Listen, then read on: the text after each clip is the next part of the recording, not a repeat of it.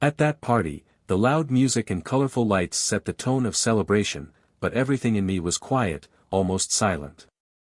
I watched from afar, without anyone noticing my presence. It was supposed to be an ordinary night, but when I looked across the room, my world turned upside down. There, between muffled laughter and furtive glances, I saw my wife, radiant, but not for me.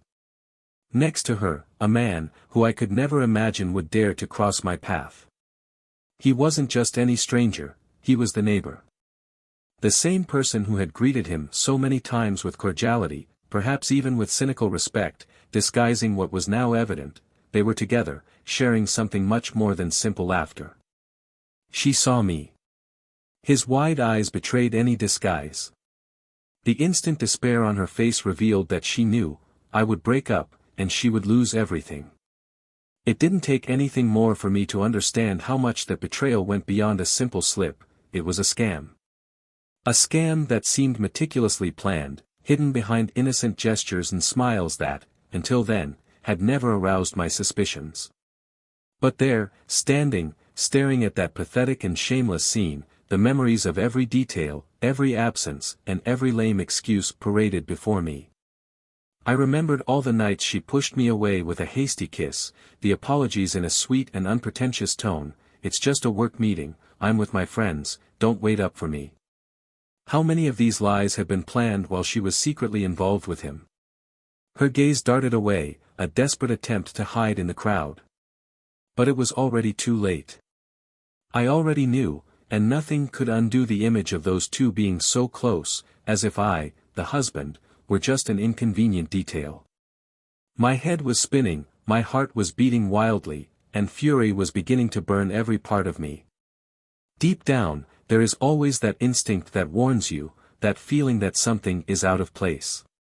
However, it was always easier to ignore than face the truth. In seconds, everything I believed I had built with her, every promise, every moment I shared, was reduced to dust. I felt my fist instinctively clench, but the anger was contained by the clarity of a cold, calculated thought. It wouldn't stay like this. They would pay, but not with a public scandal, not with scenes or arguments. The price would be high, but it would be silent, meticulous, just like their betrayal. I remembered everything I had done to support her, to offer her a life she had always dreamed of, a house full of memories, of objects that signified what I thought was love. And now, every piece of that puzzle was destined to be taken apart. Meanwhile, a feeling of emptiness mixed with grim determination. In my chest, the pain of betrayal began to transform into something much more dangerous, a need for retribution. Every moment of devotion I dedicated to that woman, every second I gave up something for her, everything seemed to have been forcibly ripped away from me. At that moment, I decided that there would be nothing left for her to take, except the wreckage of what had once been our home. How could you? I knew that eventually she would have to face me. I didn't want to, she began, her voice trembling and fragile, trying to hold my hand. I stepped back, and the nervous smile disappeared, giving way to panic. But that wasn't an apology, it was a fear of losing what was convenient for him. "It's not what it seems, I can explain," she tried, but each word sounded like broken glass in my ears. And with each word she threw out, I became more certain that nothing could justify that betrayal. There were so many plans we made together, so many nights we shared our dreams and our secrets. However, in that moment, I realized that I never truly knew the woman in front of me. She spoke, but her eyes said it all, and I didn't need to hear the lies repeated. All I wanted was to get away from that, erase every memory, destroy everything I had once built for her. So, as I left the party, I decided, when she came home, she wouldn't find anything like she did. Every memory, every valuable object, every piece that she thought was safe in that home would be on its way to destruction. I would take away every piece of what our marriage once was, I would burn the evidence of a past that no longer meant anything. There would be no memory to carry, no token of our love to preserve. Just ashes. The image of her, surprised and desperate, realizing what she was going to lose, echoed in my mind. I imagined her coming home, opening the door and finding nothing but emptiness, a house stripped of everything that meant anything to her. Revenge wouldn't be quick, and it certainly wouldn't come with confrontational words. She would come in the silence of absence, in the ruin of the feelings she had wasted. And then, the desire for revenge solidified. I would transform what was our world into an absolute void so that she would feel, little by little, the loss of everything she destroyed. Nothing else awaited her, other than the echo of the memories she decided to stain. Welcome to our channel, where betrayal never happens. Here, we tell fictional stories that reveal the devastating impact of betrayal and how it destroys lives, hearts and families. Our goal is to show the bitter price of disloyalty and make you reflect on the value of respect and trust. Now get ready for an intense and surprising story that will stir your emotions. Good story. In the heart of the American suburb, a spacious house with classic architecture held secrets and silences that, to the unprepared eye, would go unnoticed. Thomas and Emily lived there, a couple who, at first glance, seemed to have the perfect life. He, a man with an established career in the financial sector, was admired for his calmness and ability to maintain serenity in any situation. His presence emanated security, and many saw him as someone made to overcome life's challenges, a faithful and dedicated husband, who never let his family lack for anything. Emily, in turn, was a woman with a strong presence, always involved in the community's social activities, which guaranteed her the title of beloved hostess and reliable friend. Her sweet features and her ability to listen and welcome others were what many called her natural gift. Although they loved each other, there was something different in the way each one saw the relationship. Thomas was reserved and practical. For him, marriage was the fulfillment of a dream built with sacrifice and patience, something to be cultivated with loyalty and perseverance. He firmly believed that love did not depend only on passion or romanticism, but on the daily decision to choose the same person, even in the most difficult moments. Emily, on the other hand, seemed to harbor a more intense desire for novelty and excitement. With her engaging smile and the light way she moved between people, it was clear that she felt life with a different intensity. Over the years, this contrast between them only grew a subtle distance that, although visible to both, was rarely and discreetly discussed. In the first years of their marriage, the two shared the same enthusiasm and the same goals. Emily was delighted with the man Thomas was, stable, hardworking and committed. Thomas, in turn, felt deeply grateful for the joy and energy Emily brought to the home. She filled the spaces with laughter and conversation, turning any ordinary day into a special memory. They traveled together, made plans and spent the nights talking until late, nurturing the desire for a full life with each other. Time, however, brought changes that love, however strong it was, could not always appease. Over the years, Thomas took on new responsibilities at work and, as a result, his hours outside the home increased. Many nights, he would arrive exhausted, almost unable to talk, wanting only silence. Emily, on the other hand, remained full of life, organizing events in the neighborhood, participating in book clubs and becoming known as a sociable woman who was always willing to help. She wanted to share the day's experiences, community events, and news among her friends, but Thomas, despite his efforts, was often unable to provide the attention she expected. This routine of small daily disconnections created a feeling of silent dissatisfaction between the two. Thomas understood, but thought maybe it was a phase, something that would pass with time.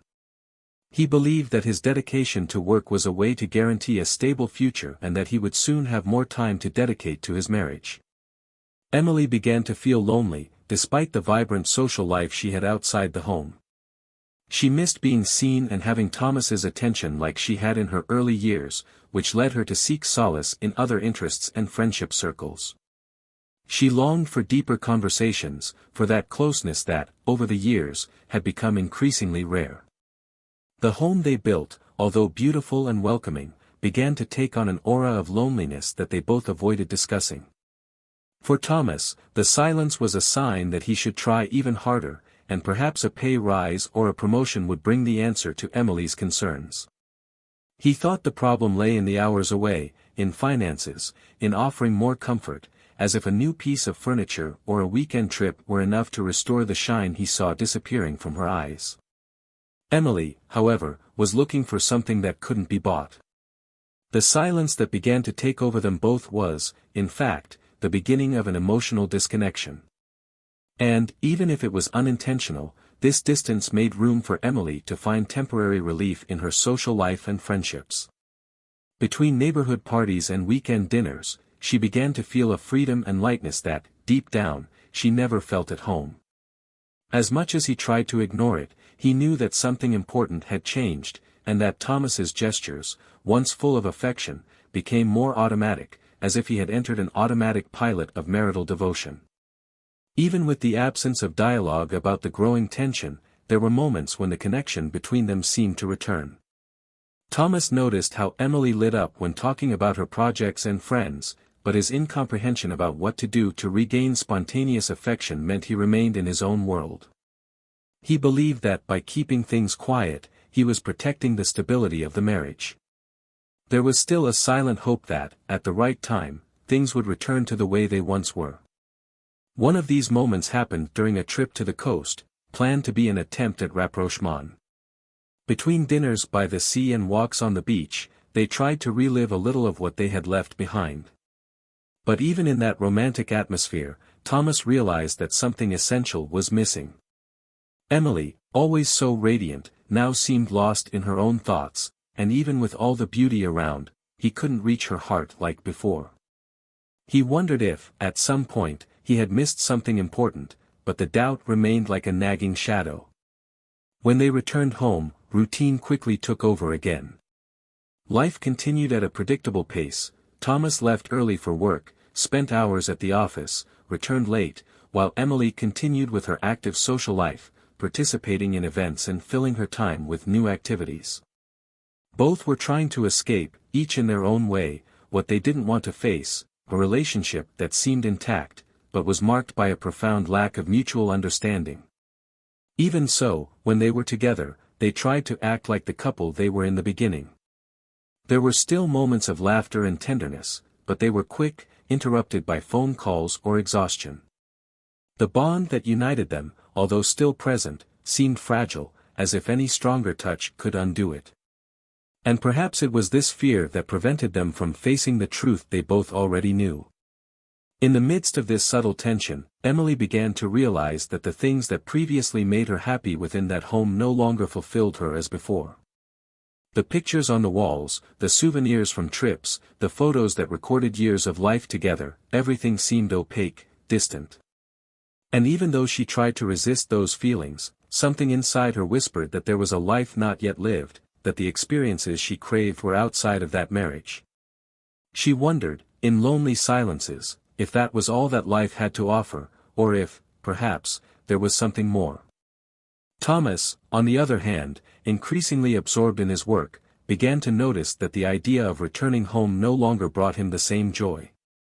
He wondered if the tiredness, which he used so often as an excuse for his separation, was really the reason for the coldness between them, or if he was just protecting himself from a truth that hurt to face. The arrival of invitations to social events, such as a neighbor's party, became a reminder to Thomas that they were still part of that society, even if their interactions seemed increasingly superficial. He accepted these invitations more out of habit than will, in the hope that one day any gesture or word could rekindle the spark of the relationship. However, even in the midst of this fragile routine, the relationship continued, with the two keeping up appearances, maintaining the facade of a happy and successful couple.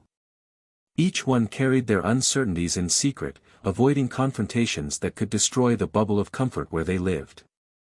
Emily took refuge in a world of parties and social gatherings, while Thomas buried himself in piles of reports and appointments. And so, between silences and absences, both moved forward, trying to maintain the facade of a marriage that, although apparently solid, hid a fragility that was just waiting for the right moment to reveal itself. At the end of that period, what was left for them was a desperate attempt to maintain the appearance of a love that, silently, was no longer the same. The routine continued silently at Thomas and Emily's house.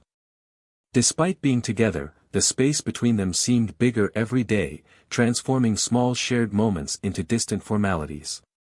While Thomas immersed himself in piles of work, immersed in the hope that the effort would pay off and be a step towards restoring his marriage, Emily navigated her social life. He remained focused on the idea of building a solid future, certain that the marriage was just going through a phase. She was already involved in community activities, trying to fill the gaps she felt in her world. With the arrival of autumn, party invitations began to arrive, and one event in particular caught Emily's attention: the birthday celebration of one of her neighbors in the neighborhood.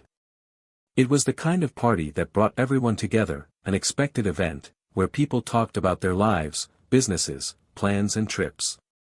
The idea of a lively event like this reignited in Emily a sense of excitement that she rarely felt at home.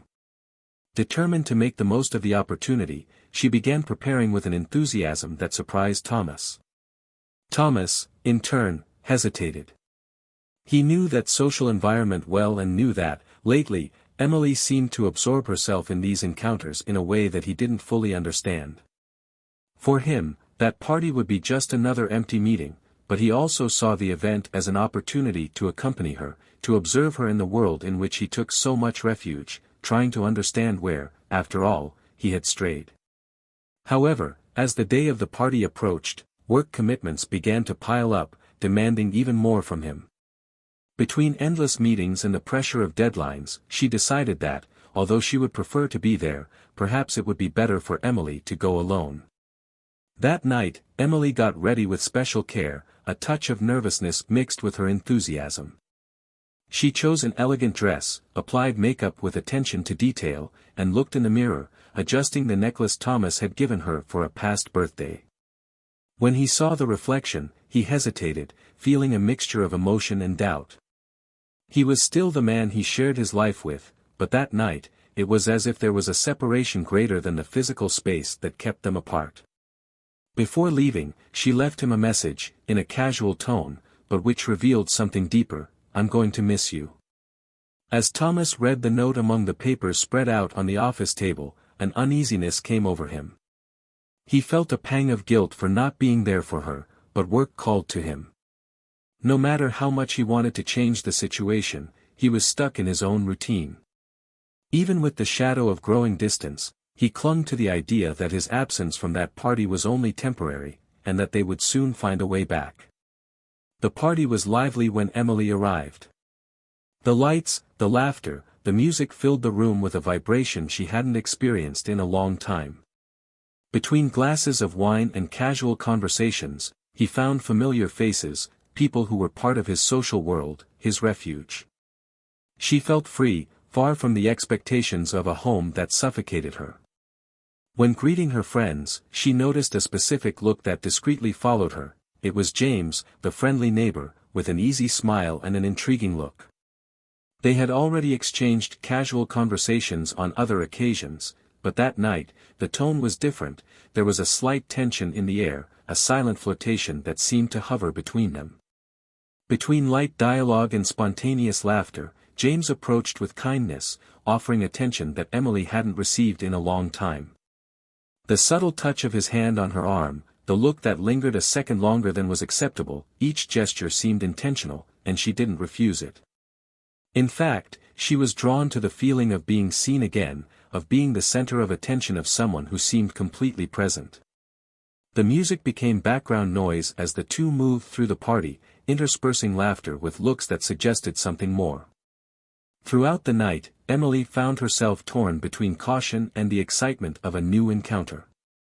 She felt the guilt like a subtle weight, a reminder that she was still married, but at the same time it was as if something inside her cried out for freedom, for a moment of life that was completely hers.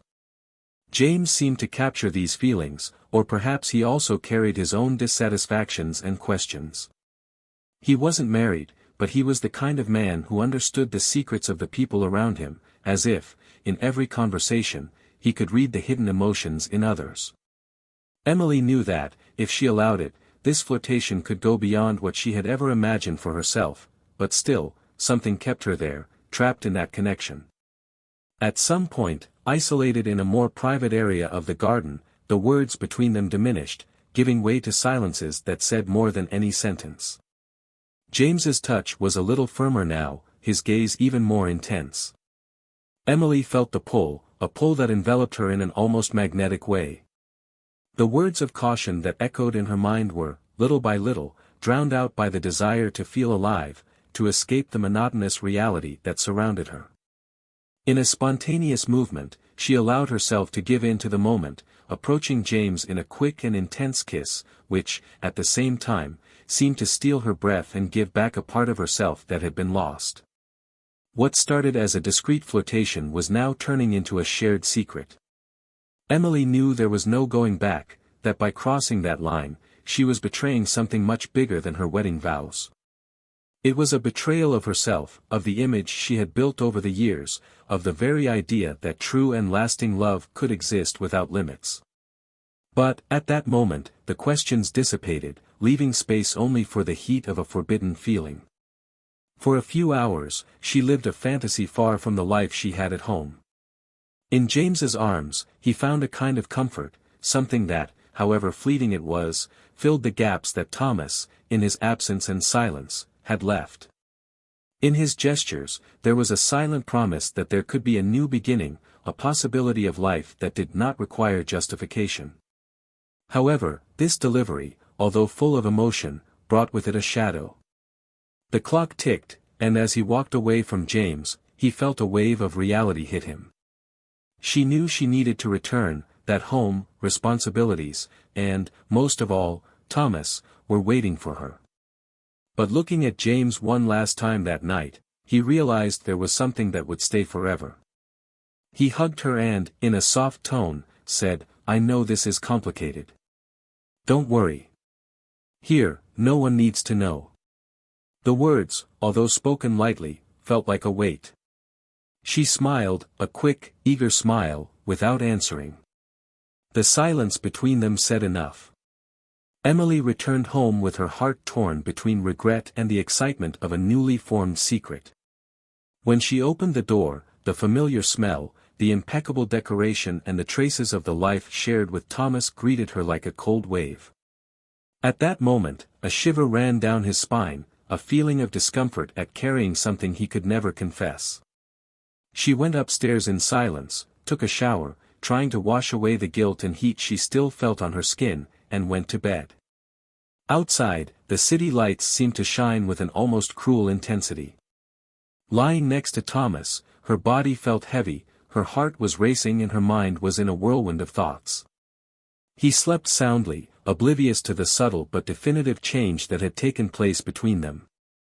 Emily knew that that moment with James, however brief and seemingly insignificant it might seem, had planted a doubt, a desire, and a secret that would accompany her from then on. The hours passed, and guilt, like a slow poison, began to mix with the reality that, from that night onwards, something had changed forever. The morning after the party, the tension in the air was palpable. Emily avoided Thomas's gaze, lost in disjointed thoughts, still lost between guilt and the excitement of the secret that had become the center of her world. He noticed her distraction, but chalked it up to tiredness from the party and the weight of the previous days. Both followed the routine in silence, as if each movement carried an invisible but heavy load.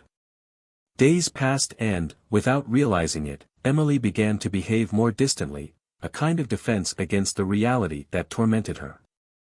Thomas, on the other hand, although frustrated, still held out hope that the relationship could be restored.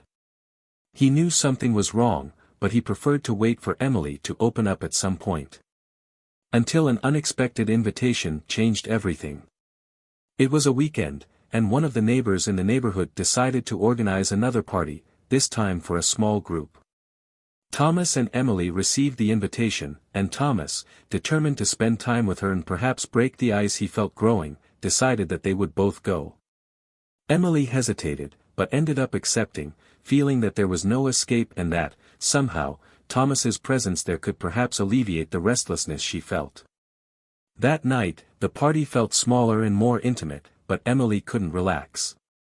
She felt as if James, the neighbor with whom she had shared that forbidden moment, was in every corner.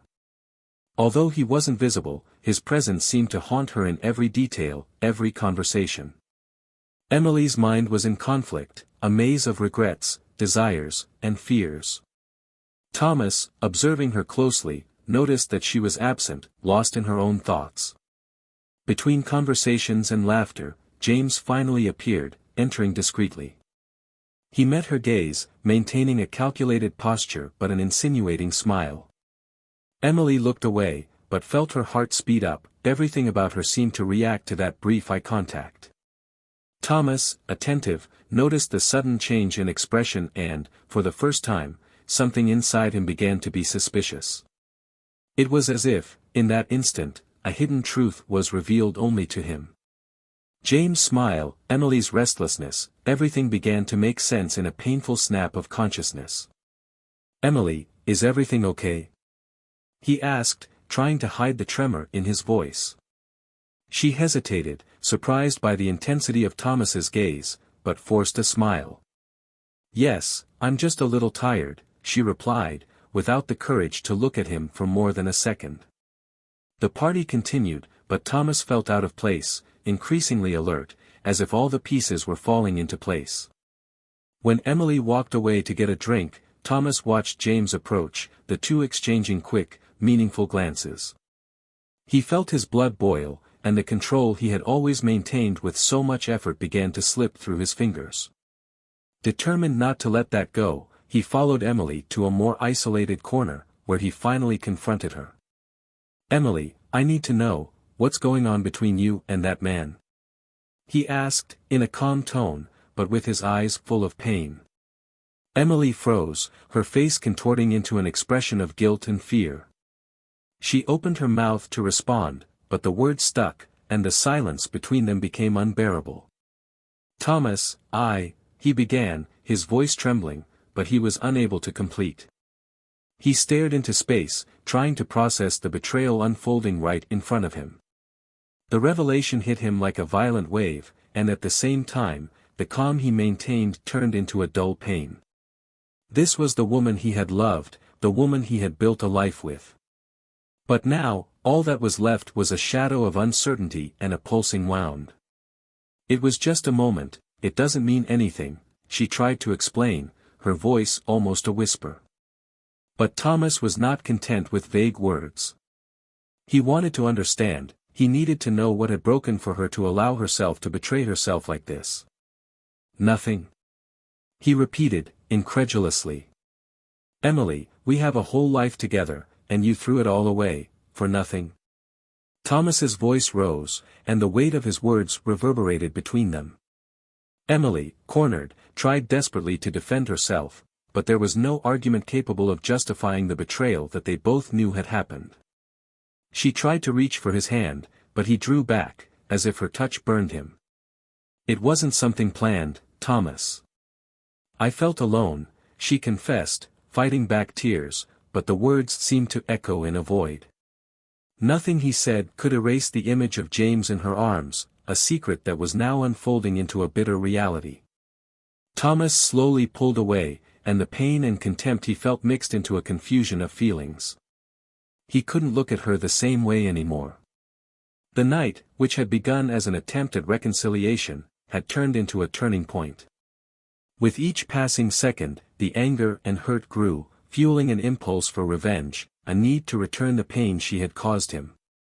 He left the party, leaving Emily behind, her eyes fixed on a distant point, as if trying to escape what she had just witnessed. What was once love and dedication was now a minefield of resentment and disappointment. Thomas walked down the silent street, each step reverberating the feeling of emptiness that consumed his chest.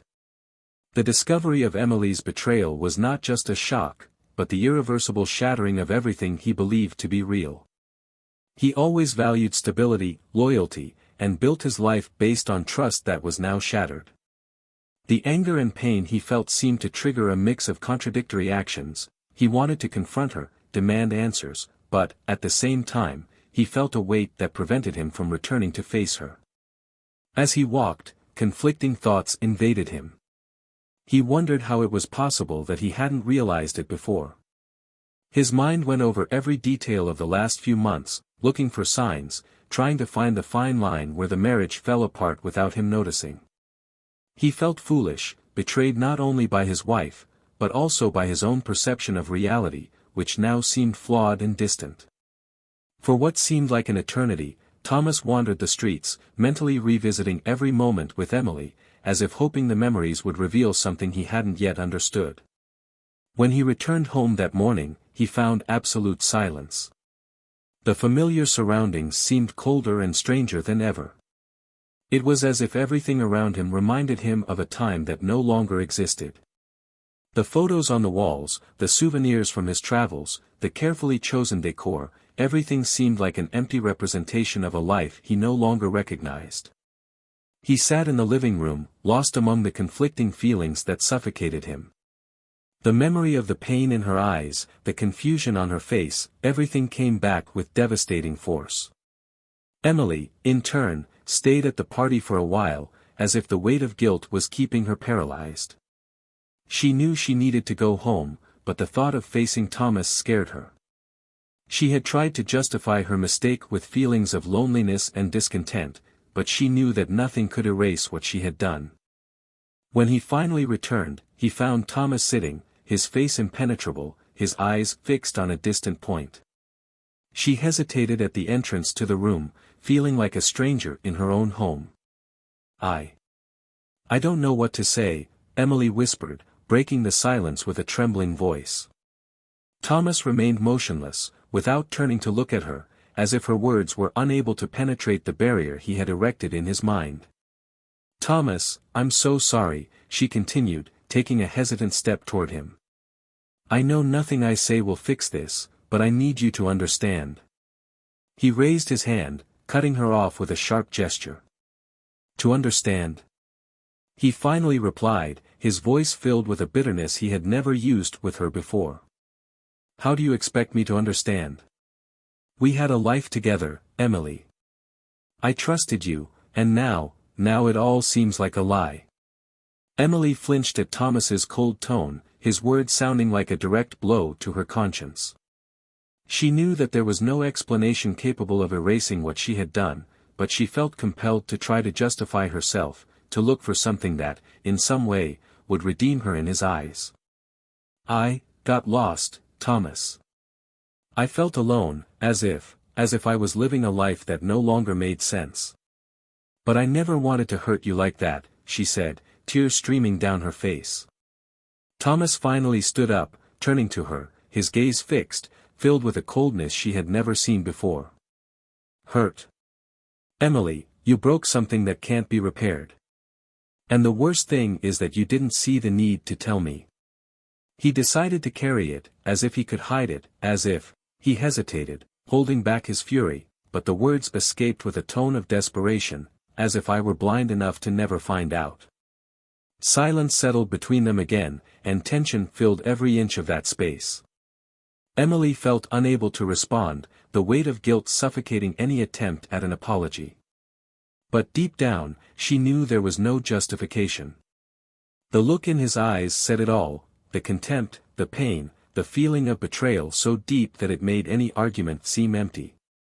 That night, Thomas slept in the guest room, while Emily was alone in the master bedroom, lost in her own reflections. Insomnia took over both of them, but at the same time, there was something that prevented them from confronting the future that now seemed uncertain and dark. The house, once a refuge, was now a constant reminder of a happiness that no longer existed. The next day, Thomas decided to leave early without saying a word. Emily, watching him leave, felt the weight of an absence that hurt even more than the words spoken the night before. She knew that she had destroyed his trust and that, perhaps, the separation was inevitable. But even faced with this prospect, a part of her still hoped for a chance at redemption, a remnant of hope that, somehow, she could regain the love she had lost. As Thomas walked through the neighborhood streets, an idea began to form in his mind. He couldn't erase what happened, but he felt he needed to deal with the betrayal in a way that allowed him some control. He remembered all the objects, the gifts, the memories of trips they took together, every detail of their life that had been constructed to represent their union. Now this all seemed like a farce, a collection of illusions. Back home that afternoon, Thomas made a painful decision. He began removing Emily's belongings from the places where they had always been, the decorative objects she had chosen so carefully, the photos, the memories of happy moments. Each item he removed felt like a blow to his own history, but it also freed him from the weight of illusion. He gathered all the objects in the guest room, transforming the space into a collection of memories he wanted to leave behind. When Emily returned and saw what Thomas had done, she felt a wave of despair. His silence, the cold stares, all of it was now intensified by the sight of their separate things, as if he was slowly erasing his presence from their lives. "Thomas, please, this won't solve anything," she said, her voice filled with a mix of sadness and despair. He looked at her, his face expressionless, but his eyes carried a cold determination. "I'm just trying to get what's left of me back, Emily. And honestly, I don't see how you can be a part of that right now." Emily approached, looking for some form of contact, but Thomas took a step back, making it clear that the barrier between them was now insurmountable. She felt the weight of the consequences of her actions, realizing that everything she knew was crumbling before her eyes. During the days that followed, the atmosphere at home became unbearable. They avoided each other, as if the mere presence of each other brought to the surface a wound that they both wanted to ignore. Thomas, immersed in pain and anger, began to ponder his next step, how to deal with the future that now appeared empty of meaning. He knew he couldn't just move on without resolving how he felt, but the idea of forgiveness seemed unattainable. For Emily, with each passing day, the guilt and loss intensified, crushing any hope she still had of rebuilding what she had destroyed. She tried, in vain, to find ways to redeem herself, to restore trust, but she knew it was too late. In the months that followed, the void between Thomas and Emily only grew, taking over every space in the house and the moments they shared in silence. What remained between them was a coexistence filled with resentment, permeated by the certainty that the love that had once united them no longer had the strength to survive. They both knew they were heading towards an inevitable outcome, but they still hesitated to take the final step, perhaps out of fear, perhaps out of the silent hope that something could be rescued, although that hope was increasingly remote. One day, Emily received a formal letter from a lawyer. A cold feeling ran through his body when he opened the envelope and saw that Thomas had finally filed for divorce. She knew this moment would come, but when she faced reality, she felt the devastating weight of definitive loss. It wasn't just the end of a marriage, it was a complete break from a life she had helped build, that was still somehow part of her. Looking around, he saw the objects that still remained in the house, each with a story that now became a painful fragment of an irreversible past. The first hearing took place in an impersonal office, where they both met after weeks of not speaking directly. Thomas's gaze was fixed, determined. He had decided that there was nothing left to be said. For him, Emily's betrayal was irrefutable proof that the marriage was over, and that no justification or apology could erase what had been broken. He looked at her coldly, as if she were a stranger, and Emily realized that he no longer felt any trace of the love that had once united them. It was a complete void. As discussions about asset division and financial arrangements continued, Thomas remained silent, letting his lawyer handle everything. Emily, in her own anguish, struggled to maintain her composure, but with every detail discussed, she felt further removed from the life they had built together. The once sweet memories now became painful, a collection of moments that could never be recovered. She tried to find the strength to face the future, but the feeling of guilt consumed her, while the prospect of losing everything was overwhelming. At the end of the hearing, Thomas stood up, saying goodbye with a brief wave, without even looking back. He had planned that, after the divorce was finalized, he would leave that city, starting a new life far from everything that linked him to Emily. For him, divorce was not just the end of a marriage, but the opportunity to free himself from all the pain and disappointment he had faced. He no longer saw the need to take with him anything that reminded him of that past, not even material goods, which had lost their value to him. His greatest desire now was to seek a new life, a fresh start where he could, little by little, rebuild his identity away from the weight of betrayal. Emily, alone, had to deal with the reality of an empty and cold house. The loneliness that once bothered her had now become a constant presence, a silent punishment. She tried, in vain, to rescue what was left of her self-esteem, but regret dominated her in every corner of that house that had once been a home.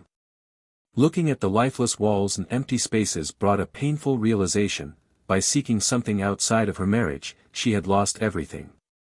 The emptiness became unbearable, and Emily decided to move away from the city, in an attempt to rebuild her life somewhere where she could redeem herself.